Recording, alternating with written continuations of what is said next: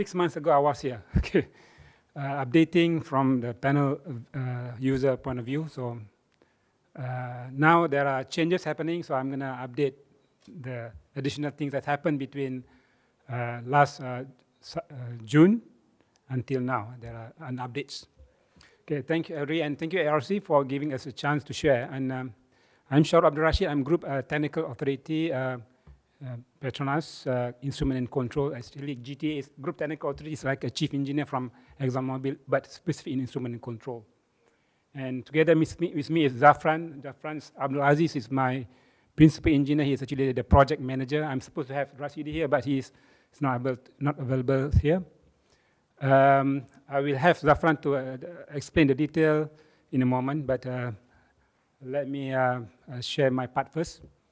Okay, I've actually, the DCS of the future is this OPAR.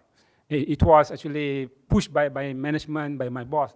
Sharul, what is the DCS of the future? What is the SIS of the future? What is your, control valve of the future? Everything of the future. So when I came to ARC 2016, I was bumped with Dan Bartusia. He presented this OPA, and this is the future of the DCS. So I decided to get myself into trouble by offering myself as a co-chair of the certification work group. It was accepted. I was unbelievable. Actually, it was unbelievable during the COVID time, in 2021.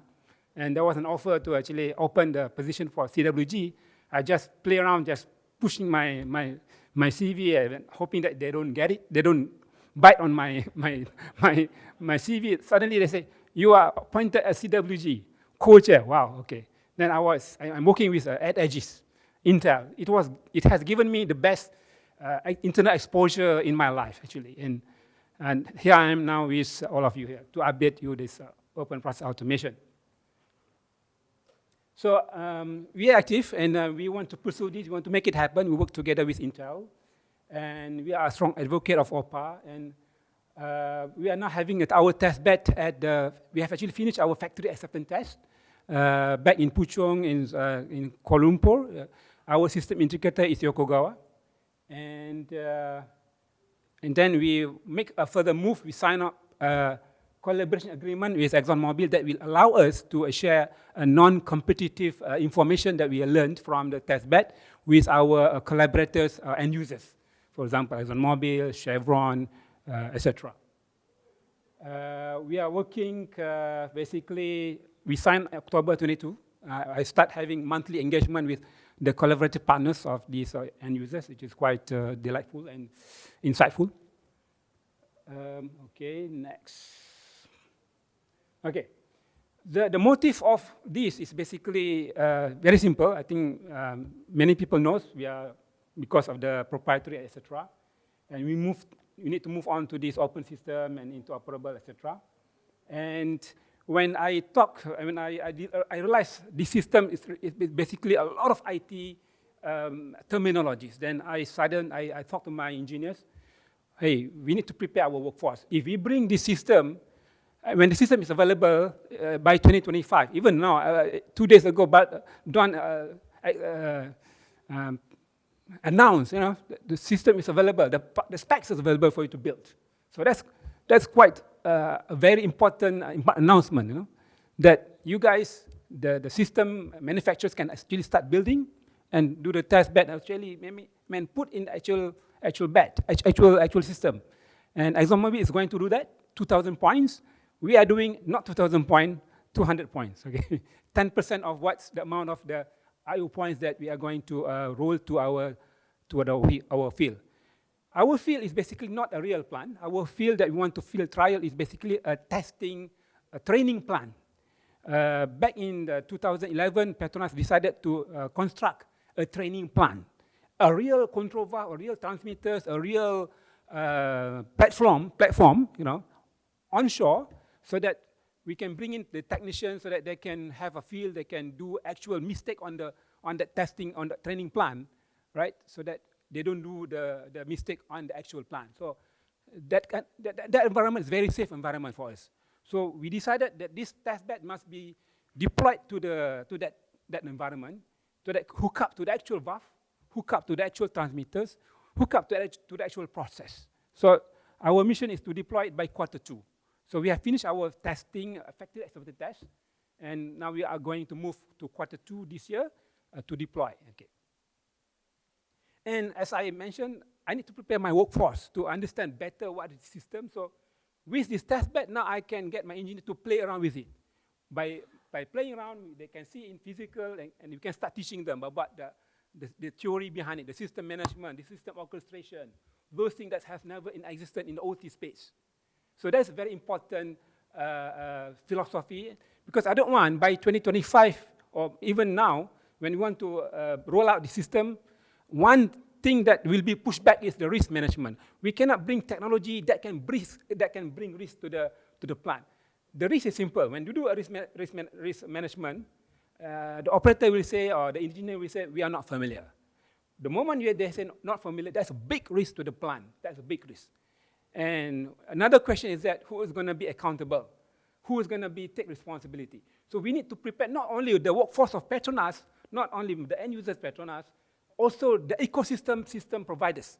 For example, Yokogawa, the hardware suppliers. This ecosystem must work together. Unbelievably, when we bring this thing into our factory action test, Yokogawa engineers, they have to learn this system. They have to connect with Yokogawa USTC every night, because this is a very new system. They are not familiar with broker. They are not familiar with GDS. This is a new system that can fail the system. It's a new thing. So you need to play around. The ecosystem, the developers, the engineers are going to support so that they learn and they understand better, so that the risk to the plant will be much, much reduced. Okay. With that, I'm going to pass back to my colleague, Zafran. Thank you.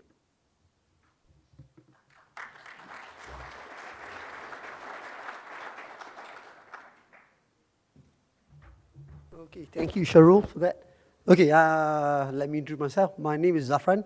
I'm an instrument control engineer and a part-time project lead for the Petronas testbed program. Right, so next. So basically, the whole purpose for us on embarking on this test project was that we wanted to build capability for our employees or our staff, because we know the value of having this OPA. I mean, Exxon has been advocating it for quite some time, and it's going to solve a major problem that we have, which is the rip and replace cycle that we have every 10 to 15 years. So, but then in order for us to bring this new technology and convince the people that are going to use it, operate it, maintain it, so we need to have something for them to play on, work with. So that's why we embark on this testbed project. And then how we de-risk the item is that we're going to use our training plant that we have.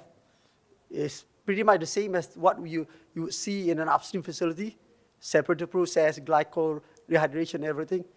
But if everything goes south, you can just restart.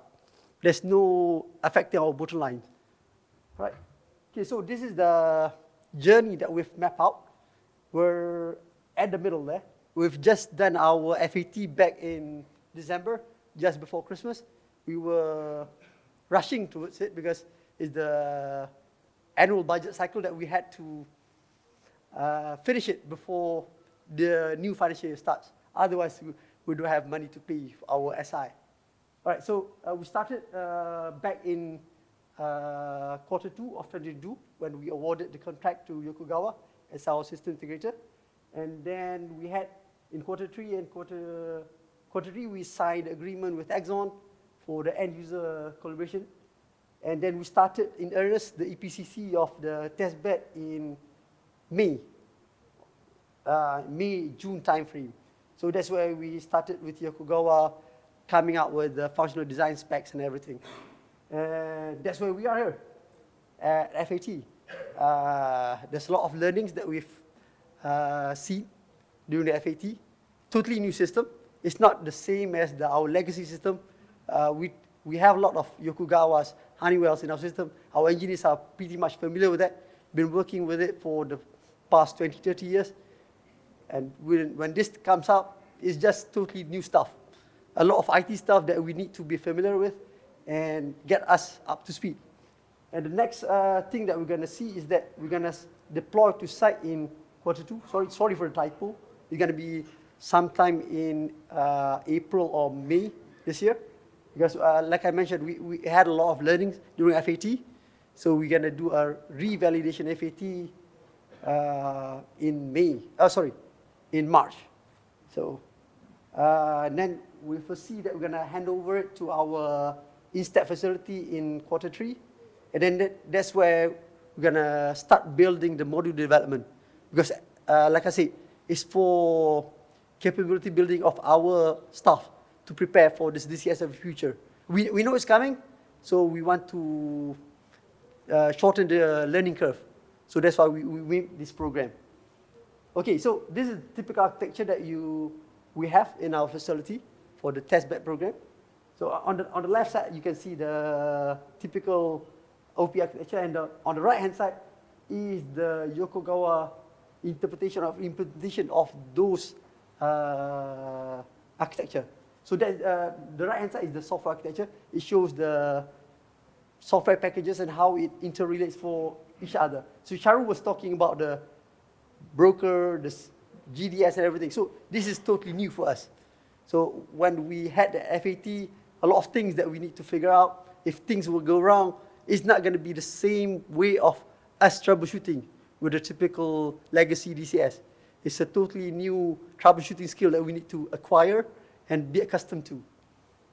Right. So we're using a few items, not just from Yokogawa. We have compute DCN from ASRock, Stahl, Phoenix Contact, as well as Yokogawa and IO themselves. And ACP is using a runtime from Schneider.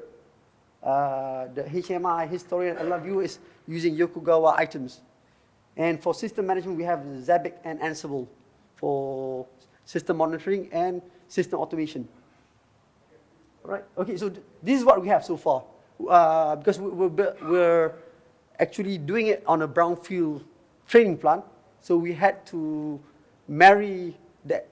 Because we don't want to affect the existing control system that we have outside. We're using Honeywell C300. So, because it's meant for the training of not just for the instrument industry, but for the whole workforce in Petronas, for process, for mechanical, all those things. So we want to minimize the impact to our Honeywell system. So what we did was that we had a few switching cabinets that need to be able to, when you want to test on OPA, just switch it out, and then it's going to bypass the existing system, just work on OPA. All right, so that's the panel that we have. The one on the bottom, that's the switching panel to interchange between OPA and the existing system that we have. That's the cruise. If you could step closer to the microphone, thank you, because we're losing you on that. All right, sorry. Thank you very much. And on the bottom side, that's the console that we have. Just a single console for the operator. Because it's not going to be controlling the whole plant. It's a portion of the plant that they're going to see. It's about 200 IOs, 100 hardwired IOs, and about 100 more of soft IOs controlling the pumps, start, stop, the signals out of it. All right. Okay, so some issue that we've seen, because it's a learning curve for us. Totally new stuff, a lot of IT stuff that we're not familiar with. From what we've seen, when we did the FAT, at least the system response was not as good as those legacy DCI that we had. We've seen a delay of more than 2 seconds. So this is something that we need to work through, because at the end of the day, we want to have the same functionality that we had with the legacy DCS, with the OPA. If you can't perform at the same level, then it's not going to work for us. All right? And control functionality, because this is an upstream separator process, it's pretty much straightforward. So the most that we had, it was a split range and cascade. But then the implementation of it is not really that good yet. So it's not working as intended, but then we're working through it. For the system diagnostic and troubleshooting that I was mentioning, we were using Zabbix and Ansible. So because it comes out of the box, so a lot of things need to be configured. At the moment when we're rushing for the FAT, things are not quite as expected yet. So again, we're still working through it. And finally, on the interchangeability, we were hoping to see some interchangeability exercises, but then what we only managed to do was interchangeability at the level of software. Changes when we simulate a failure of points and see changes out of it. A lot of things to be done. Hopefully, we're going to solve all these punch lists in our next revalidation FAT this coming March. All right, so key takeaway that we've learned. OPA technology, we believe on the promises, but then still a long way for adoption. For us, as an end user, that's our take on it. So we're hoping that the vendors can come up with better implementation of this technology. We know we believe on the benefit, how you can seamlessly, integrate with the digital adoption, security built in, and then having ability to control from the cloud and all those things. But then at the moment, we're still having problems with it to make it more friendly for our operations and maintenance to use it. And then how the ecosystem works, you rely a lot of reliance on your system integrator. It's going to be different from how we as an end user manage it with our single source of suppliers from the OEM. Anything you have issues, just go to them. But with OPA, it's going to be different. You're going to rely a lot on your system integrator. So if your initial system integrator is A, and then you had some changes, it's going to change to B. At the end of the day, it's going to be a gray area. Who's going to be responsible? Who are going to go after if things go south, right? And then based on the testbed experience, we've seen a lot of, we know it's based on open system, but then we see that at least from our system integrator, they are using a lot of proprietary solution. Basically, their own software packages that needs to be, at least to make it go further, it needs to be truly open so that other vendors can come in and just seamlessly connect with their own DCNs and all those things. Finally, for our testbed, the orchestration is not yet ready. So if this is realized, then it's going to help with adoption. Because we're hoping at the end of the journey to have a plug-and-play system. So right now, it's still not there. Okay? I think that's about it from my presentation. Thank you very much.